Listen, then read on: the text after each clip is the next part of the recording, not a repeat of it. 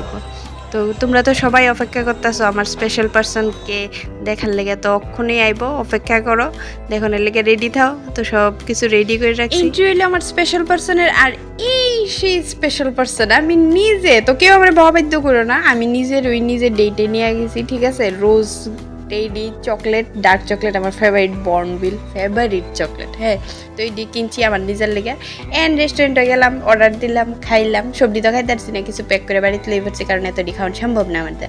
আমি অ্যাকচুয়ালি অ্যাক্সারি এমন করি, ঠিক আছে? নিজে ঘুরতে যাই, খাই দেয়, যাবার লাগে, নিজের যেটাই মানে খুব ইচ্ছা করে কিনতে আমি কিনা লই পড়ি।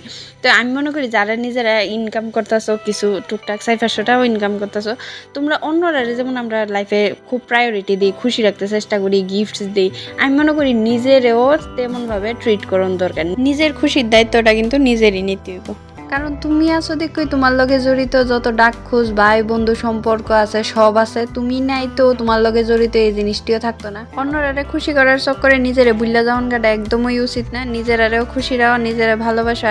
তুমি কিন্তু তোমার লাইফ নামক ফিল্মের মেইন ক্যারেক্টার, মেইন হিরো বা হিরোইন। সুতরাং নিজেরা ভালো রাখতে হবে, আর নিজেরা ভালোবাসা মানেই কিন্তু সেলফিশনেস না, এটা কিন্তু একদমই আলাদা কনসেপ্ট। তো সবাই এটা মাথায় রেখো। আজকের ভিডিও এই পর্যন্তই, সবাই ভালো থেকো, টাটা।